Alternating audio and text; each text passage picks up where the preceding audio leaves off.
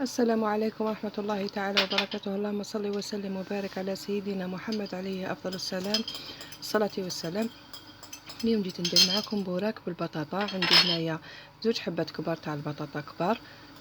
كنت فورتهم، يعني من المستحسن تفوروهم خير من تغلوهمش، ما يروحولهمش لي فيتامين ديالهم. عندي هنايا بصله صغيره محمصه، عندي ربطه تاع المعدنوس هنايا مقطع رقيق، عفوا عندي شويه معدنوس هنايا مقطع رقيق، عندي بطه تاع الطون تاع الزيت كنت قطرتها هنايا، شديت فرشيطه يعني كما راكم تشوفوا راني نواسي في البطاطا ديالي باش كما نقولوا باش نرحيها خير من نرحيها في الرحايه. هنا بعد ما رحيتها درت لها شويه فلفل الكحل، صدقوني جربوها راح تخرج لكم يعني هايله.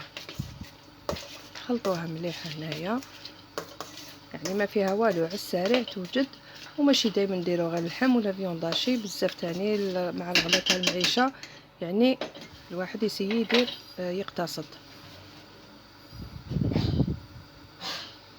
هنا نفتح ديول ديالي هكذا كما راكم تشوفوا هكذا، ونزل شويه تاع الحشو ديالنا.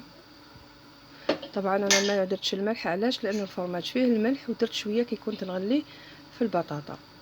ونغلقوا ديول تاعنا عادي، كل واحد وطريقته في الغلق. انا نفوت نديرها هكذا، ومن بعد ندير الفرماج ديالي وندير الاطراف ونلوي الحبه تاع ديول تاعي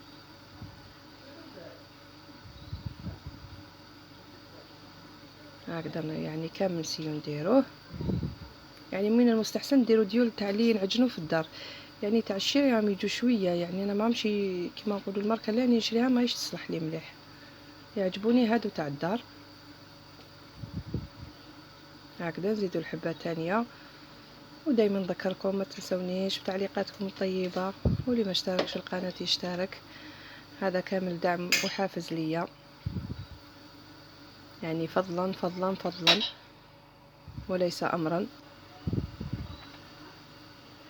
انا كي نكون لحقت الحبه تاعي الثانيه نكون درت الزيت ديالي تغلى. الزيت ما ديروش بزاف هكذا، وكل واحد كيفاش يحشي البوره. كاين اللي يدير، كاين بزاف حشوات، كاين اللي يدير بالبيض، كاين اللي يدير بالسلق، كاين ان شاء الله نسيي نوفق وكل مره ندير وصفه. هنايا هاي اللي درت على نار متوسطه، الزيت ما تكونش بزاف وما تكونش قليله، يعني تكون شويه جوست برك تتغطى الحبه من التحت شويه برك. نقليو الحبه تاع البوراك ديالنا عادي على نار متوسطه كما قلت لكم.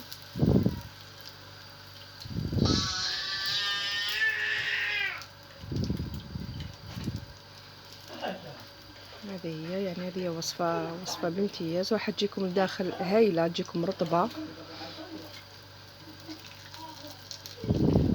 هكذا. نقطروا الحبات ديالنا تاع ديول، ويعني كملاحظه كي تقطروهم سيو وقفوا الحبه، علاش؟ كي توقفوا الحبه الزيت كامل تحبط. وطبعا ديروا بابي اسويتو هذا باش يشرب لكم الزيت. الورق الماس هذا، عفوا طاحت لي هنايا، نخرجوا نكملوا الحبه ديالنا.